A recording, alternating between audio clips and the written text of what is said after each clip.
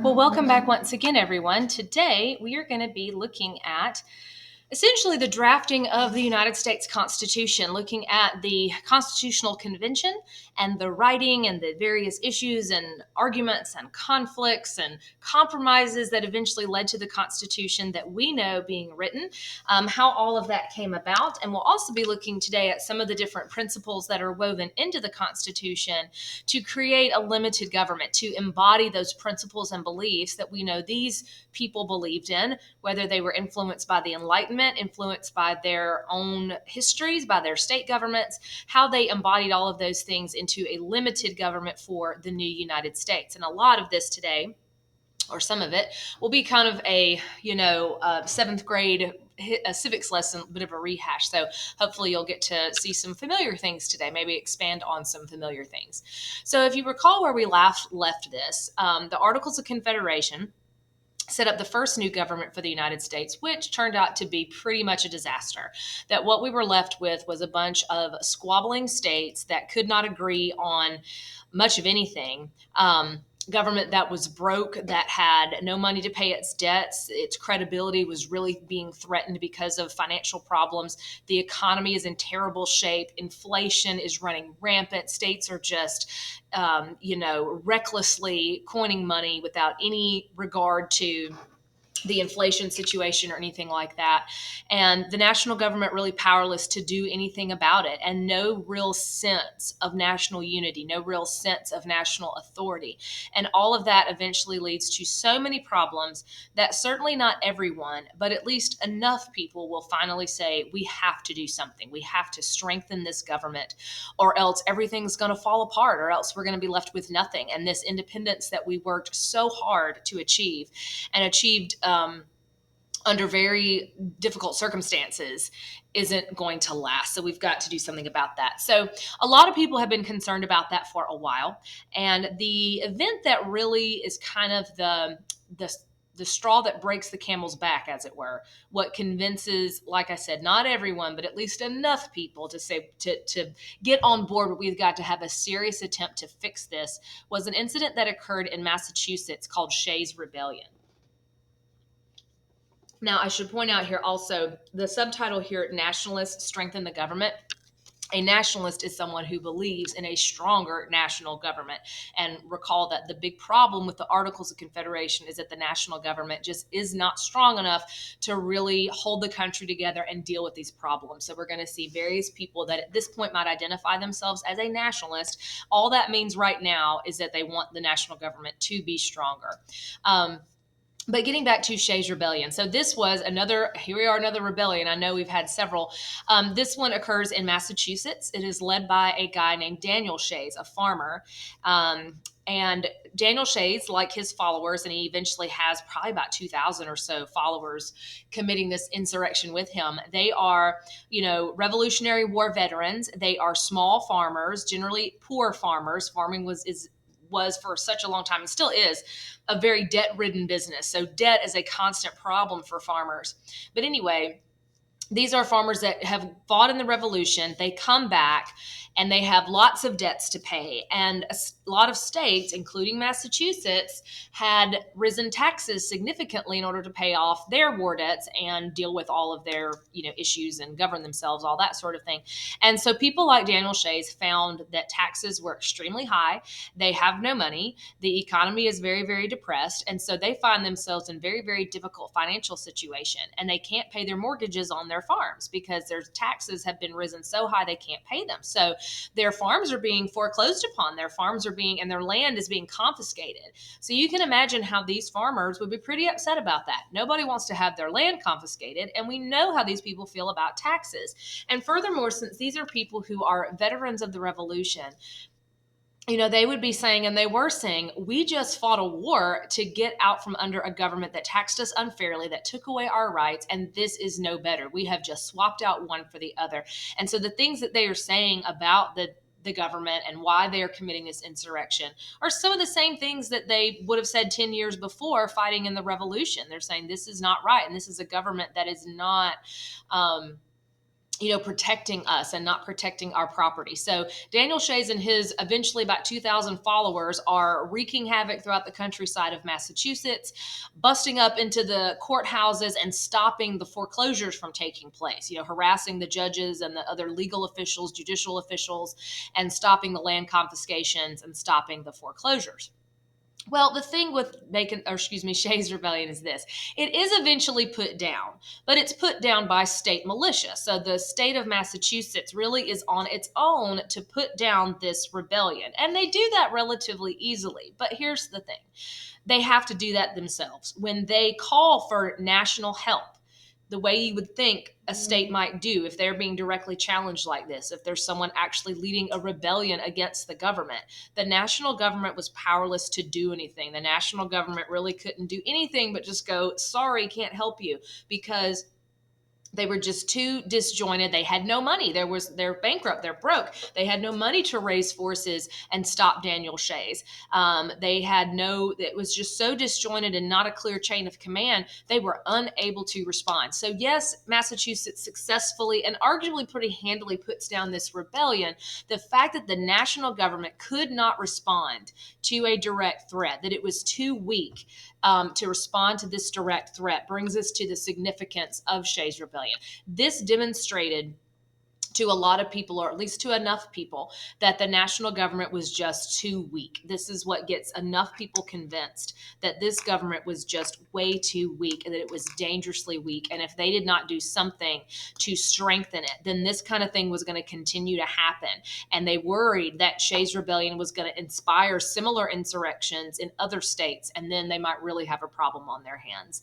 But there was just a collective, if we can't protect ourselves from ourselves, if we can't even get our own citizens in line and convince people, and establish some kind of law and order here, then we're just going to collapse into anarchy. This kind of what would have been considered anarchy to a lot of leaders at the time was a great fear to them, something that they were legitimately very, very worried about and scared about. And so this is where we start to see more legitimate and meaningful attempts to try to bring changes to the Articles of Confederation government.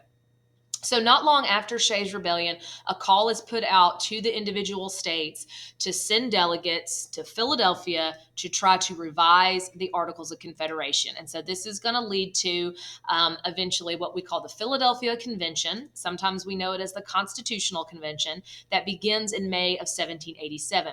They would have called it the Philadelphia Convention because that's where they are meeting, the exact same place in the exact same room where the Second Continental Congress had met, and it is some of the same people as well as a lot of new faces. The purpose of the Philadelphia Convention was to revise the Articles of Confederation. They are there simply to make revisions, to make emendations, to make changes, not to throw it out. But that is what they're going to end up doing. And arguably, a lot of states would not have attended had they known that the Articles was going to be thrown out. Because as much as there is wrong with it, there are also a lot of things that some states particularly like about it. But anyway, they are there to revise the Articles of Confederation. But a few days into the convention, one of the delegates is going to shock everybody by making the suggestion, which several people were probably also thinking, but making the recommendation that they don't do that. They don't revise the Articles of Confederation. So one of who becomes an incredibly important contributor to the Philadelphia Convention is a Virginia delegate, James Madison.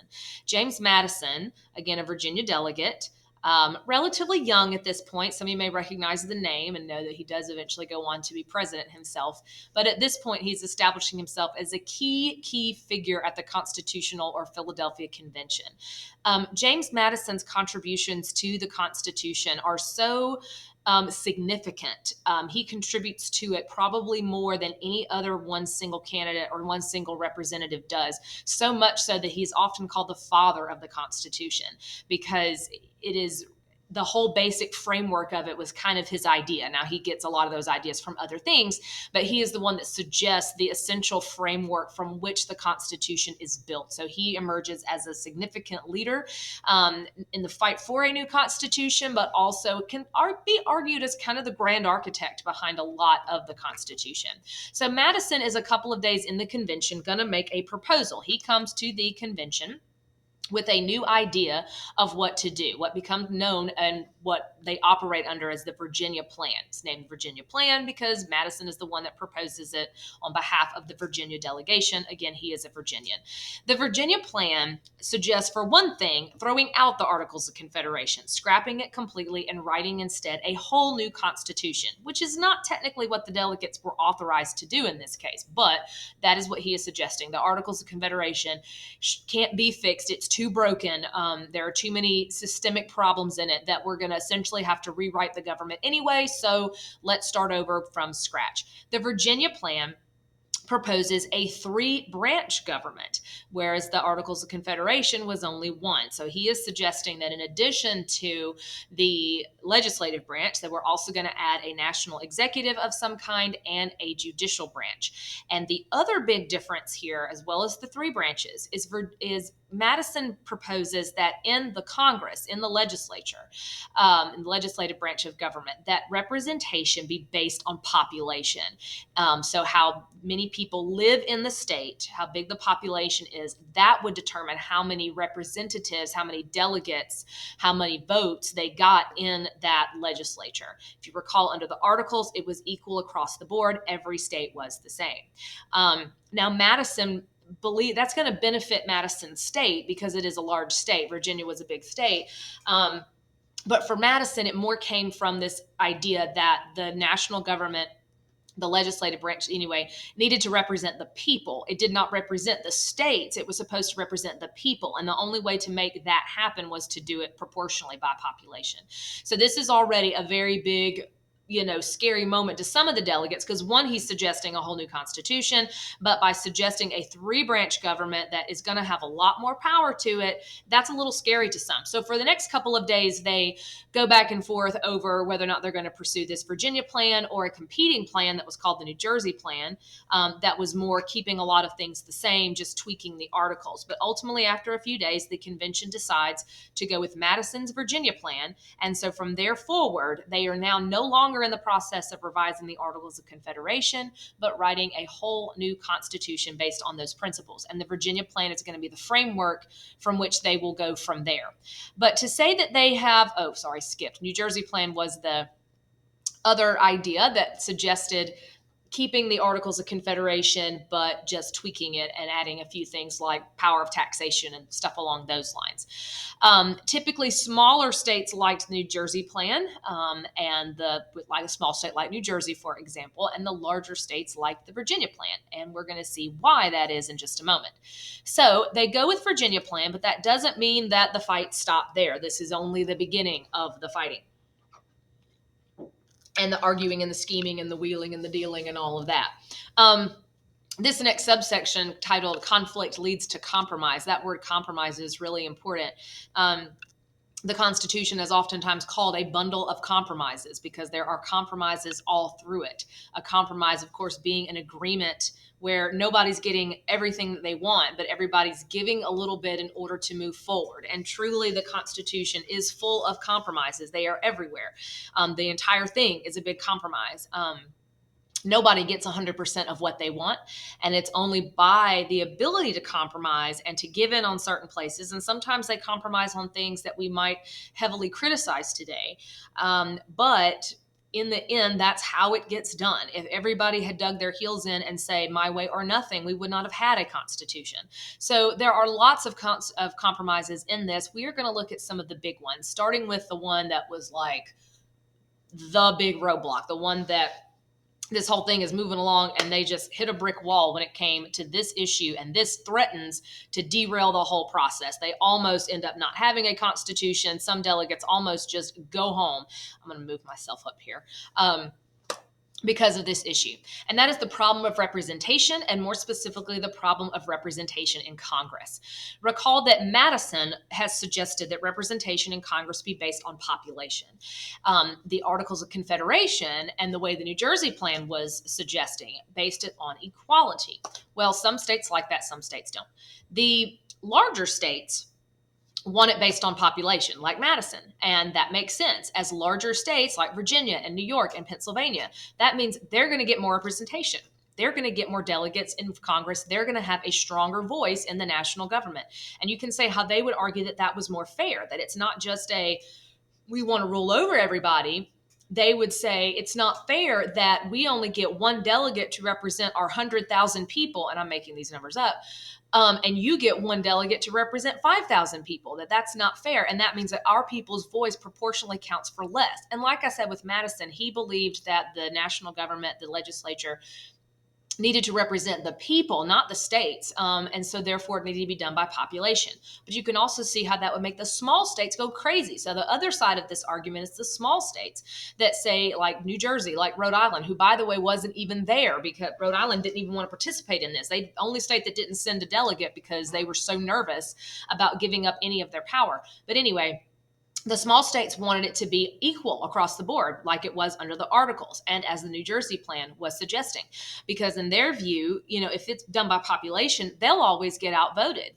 They'll get one vote and Virginia will get 10 or however many.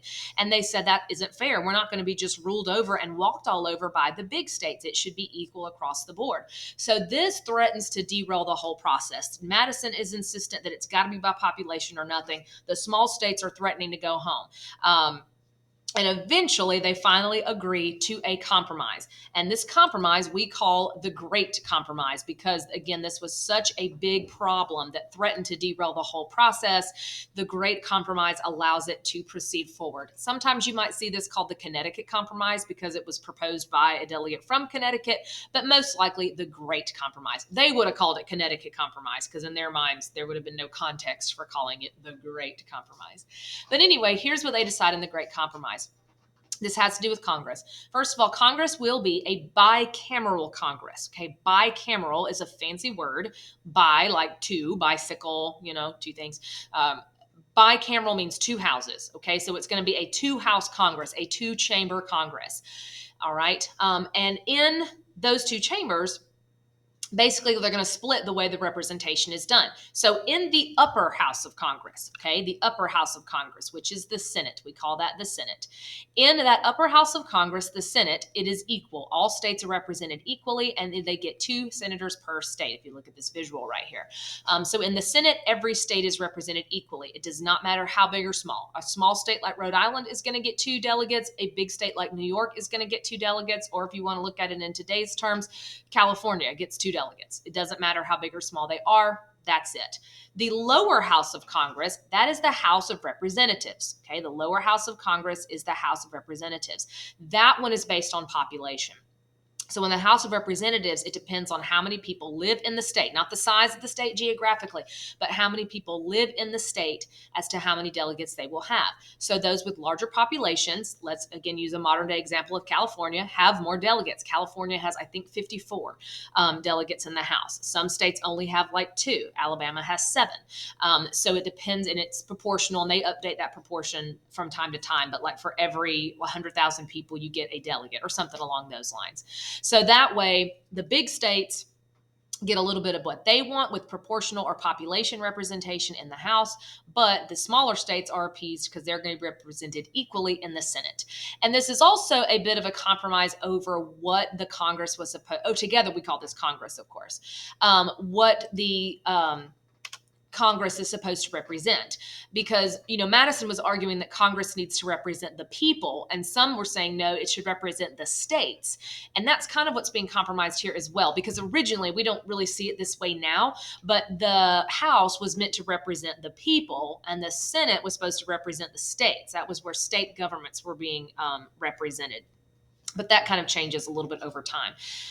So the Great Compromise allows it to proceed forward, but it won't be long before we get another major problem, because now that we know that one of those houses of Congress is going to be based on population, that then brings up a significant question about counting that population. That brings up the problem over slavery.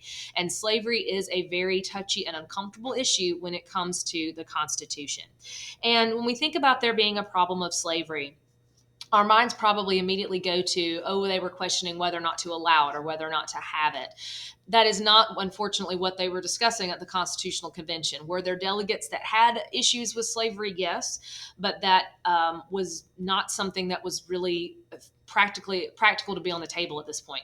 The problem of slavery in this case was how to count them as far as a state's population. Obviously, Southern states wanted to count their slaves, because if they count their slaves, then that's going to boost the representation significantly. That is a huge portion, in some cases more than half of some Southern states' population. So that could potentially double their representation. The Northern states say, wait a minute, you can't count people that you don't even consider people.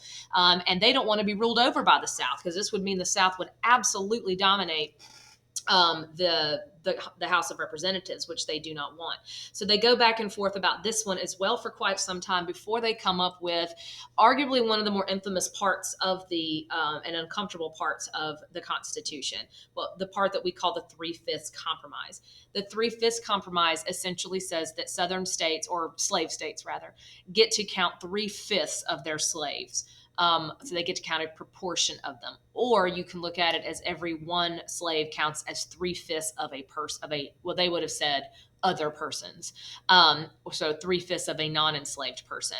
So this gave the South the ability to count some of their slaves, enough to boost the representation a little bit, but it wasn't going to just send it over the top. So non-slave states could live with it. But to say that they did not have issues with slavery, I don't know. That to me, the language clearly shows it, because interestingly, they're able to do this with never mentioning the word slavery. The word slavery never appears in the Constitution, although it technically did protect it at the time, which possibly suggests that they were uncomfortable with it, and they did recognize that there were some serious inconsistencies and moral questions.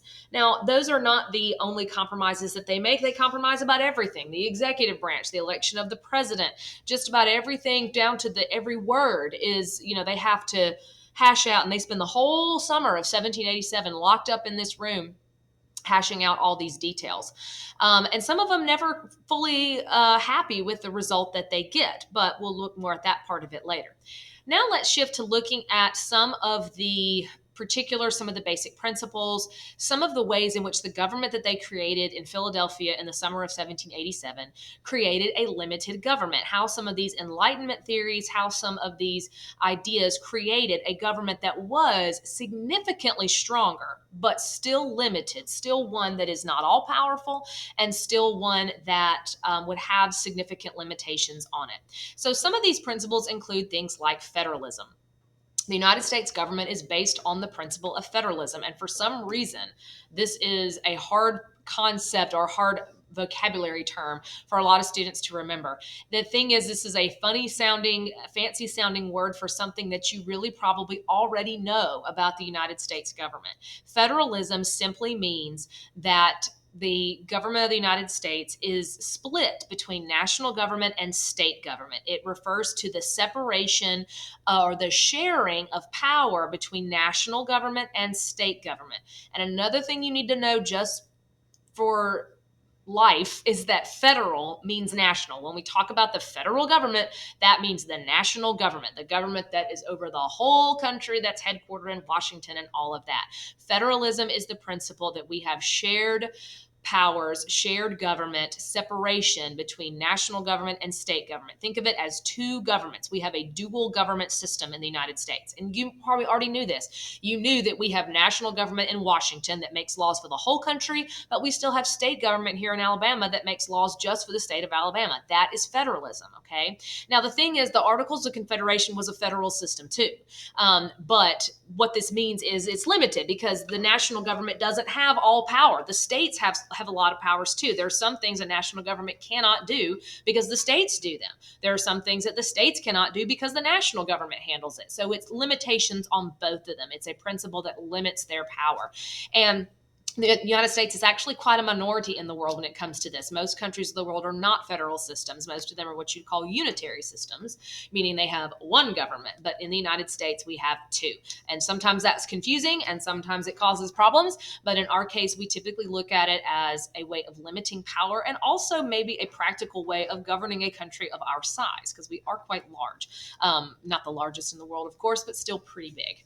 Another principle that our government is based on, one that you probably already are more familiar with is separation of powers. Now, we've talked about this in the past, so we probably don't need to spend too much time on it now. Recall that this is Montesquieu's theory that government power should be limited by separating it, that there are three different kinds of power that should be separated amongst different branches so that you're not over concentrating power in one particular place, in one particular person, or one particular group. But here, let's take a moment to break that apart. Here we go with our little 7th grade civics refresh, because we do need to know what these branches are, what their role or function is, and how that is manifested in the government of the United States. So this is stuff I know you've had before, but just to make sure you know it, let's go over it real quick. So the three branches of government are executive, legislative, and judicial. The executive branch, their job is to execute the law, okay? Thus the name executive. That means carry out the law or enforce the law. Now, so make sure the law actually gets done, to make sure that the laws are actually put into place and followed. Now, that shouldn't be confused with law enforcement as like policing. We're talking about making sure that the mechanisms are in place to make sure that a law can actually be carried out. And in our government, the executive branch, of course, is the president. Typically, that also technically includes the vice president and the rest of the executive department, which is all the cabinet offices and things like that. But of course, the executive is the president. So the executive, a branch led by the president, executes or enforces the law. The legislative branch, this one, of course, having the most historical background in the colonies, the legislative branch makes the law or writes the law or creates the law. Legislate is a verb, okay? The legislature is a thing. Legislation is a law. So legislative has to do with making the law. And under the Articles of Confederation, that's all that you had. Recall also that most state governments put more power in their legislature than they did anywhere else. So you can see how that translated to there only being a legislative branch. Legislative branch, of course, is Congress, which we talked about a moment ago. So that is Congress's job, the House and the Senate working together to write or make the law. And then we have the judicial branch. The judicial branch is the one I find students kind of struggle the most to articulate what they do. The judicial branch interprets the law, okay? Interpret or explain the law. They say what the law means. I find a lot of students want to say they judge the law. Sort of, kind of, but not really. It's better to say they explain. They say what the law means, interpret what the law actually says, and what would apply, and so forth and so on. And eventually, even the legality of the law itself. That, of course, is the court system. At the federal level, that is the Supreme Court on top, but it does include lots of lower federal courts as well. So we have the executive branch led by the president, the legislative branch or Congress, and then the courts, which make up the judicial branch. Now, those are not the only principles, of course, that this government is based on. We also have, in addition to separation of powers, part of separation of powers is there's also a system of checks and balances. The purpose of the system of checks and balances is to make sure that no one branch gets too powerful, to make sure that no one branch is more powerful than another.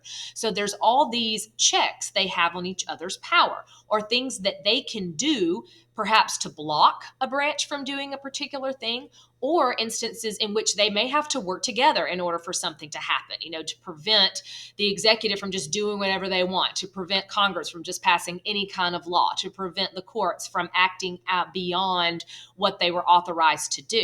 The framers of the Constitution thought it was important that you not just separate the powers, but you actually put them at tension with each other to where they rely on each other in some ways and where they can even stop each other from some things. So we're going to go over just some of the checks and balances and talk about some of the checks that each branch has on the other ones. And in class, you will have a handout for this. So I'm going to skip over to what that handout looks like. You don't have to use the handout, but I'm going to come back to this in just a moment. In class, you have a handout that looks like this, that you can use, because sometimes I think it's helpful to see this visually. So what I'm going to be doing here is I'll click on these and it will sort of be highlighted, I guess, and that's where you can write in. For example, if we're doing checks that the Congress, a legislative branch right here, has on the executive, we could write those things in right there, showing that these are things that Congress does to check the power of the president and so forth. Okay, so that's how you can fill that out. So let's get started with that. So I think that's actually the place I'm going to begin. No, we're going to start here. So looking at checks, executive checks. Okay, so these are things that the president can do to check the power of Congress. And I'm just going to mention a few.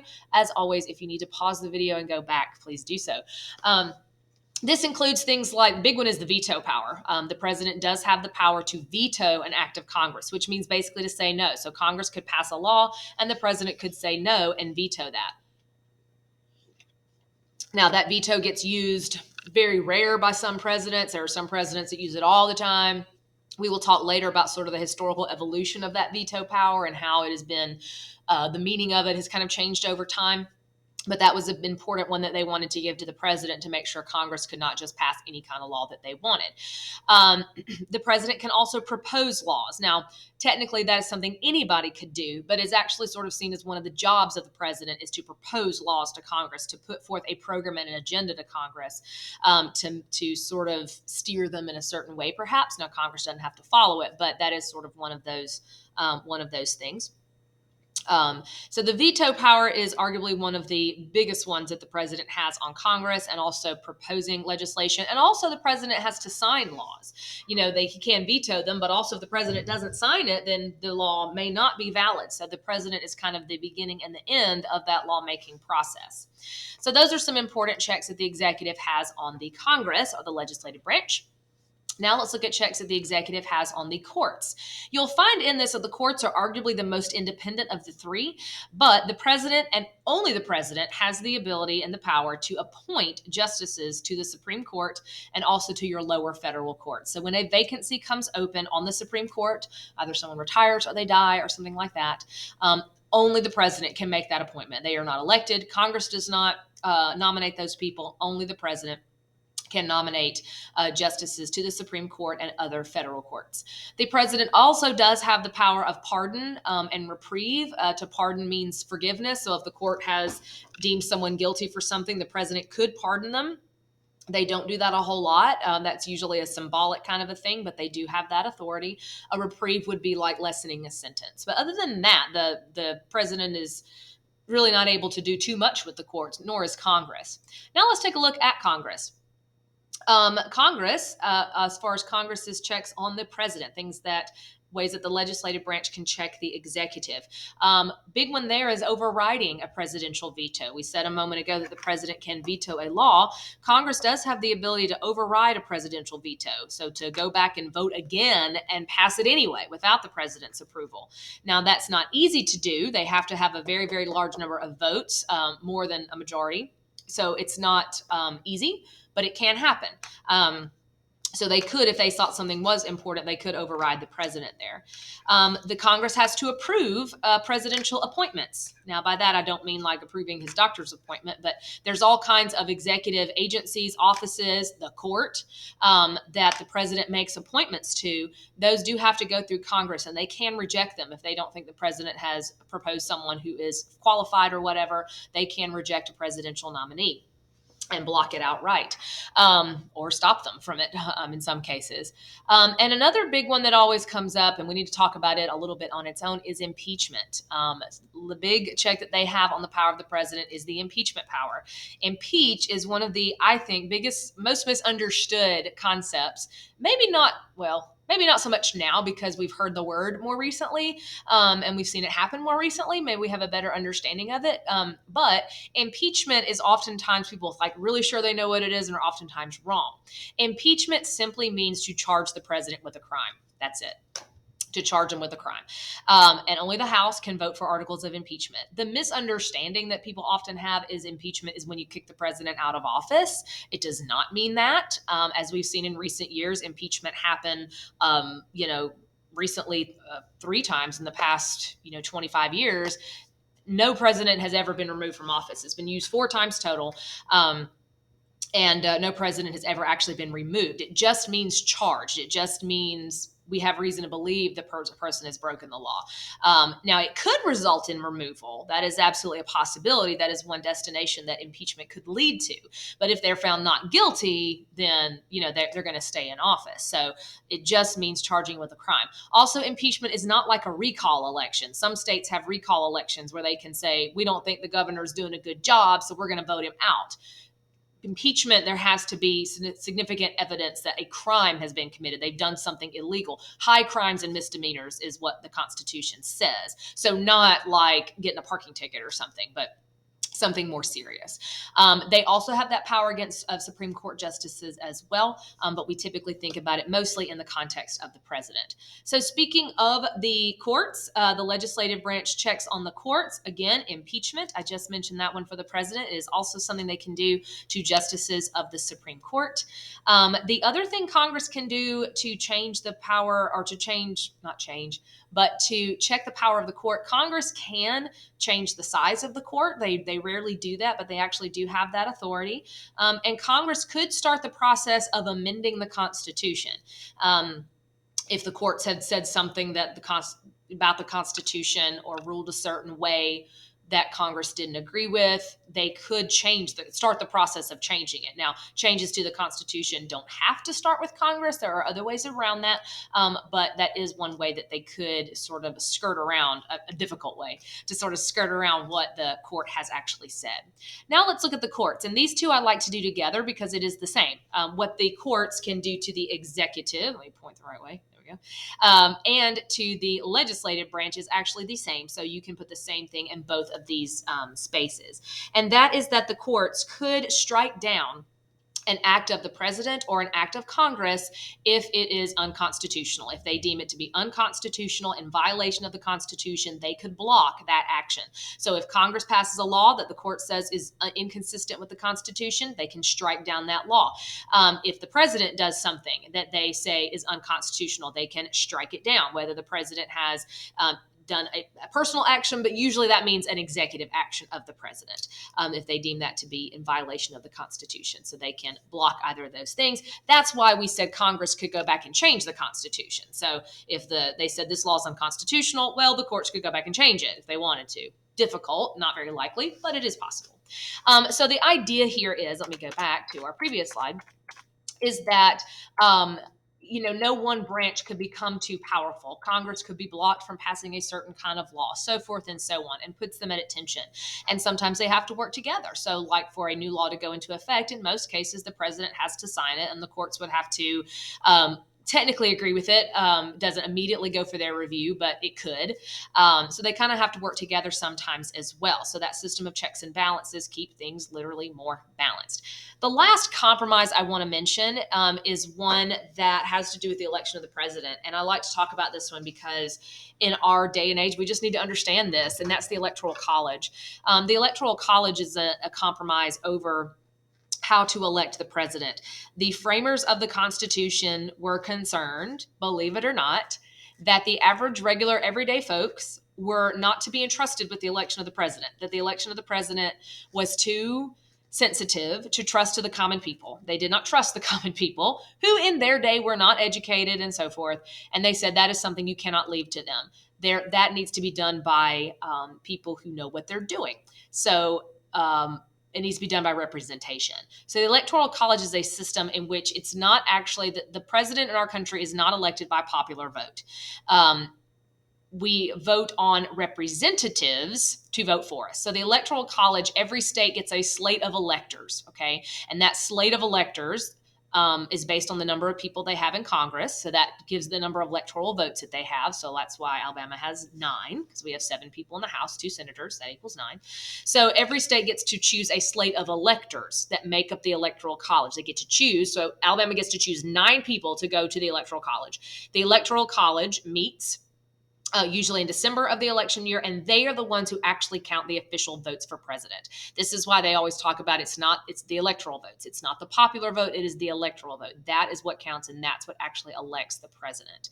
In most states, it's a winner-take-all system, so if a candidate gets a majority of the popular vote, they get all of the electoral votes. Not every state works that way, but most of them do. This is, of course, it's a very controversial system, especially now, because it has led multiple times over the past couple of decades a president being elected that did not win the popular vote. But it is also controversial because a lot of people would argue that it's outdated, that, this came from a time and was based on the idea that regular folks couldn't be trusted with this power. And a lot of people take issue with that now and say, well, in this day and age, people ought to have more say so in that. But nevertheless, that is another compromise. It runs through and through. But even still, even with all of these compromises, even with all this wheeling and dealing, the fight is not over. They finish up writing the document by September of 1787, the day that we celebrate as Constitution Day every year in September. And after that, a whole new fight begins, because they have written it, but now they've got to get enough states to approve it. And so now a whole new fight begins. And that is what we will look at in Section 3, the fight to get the Constitution approved by at least 9 states in order for it to go into effect.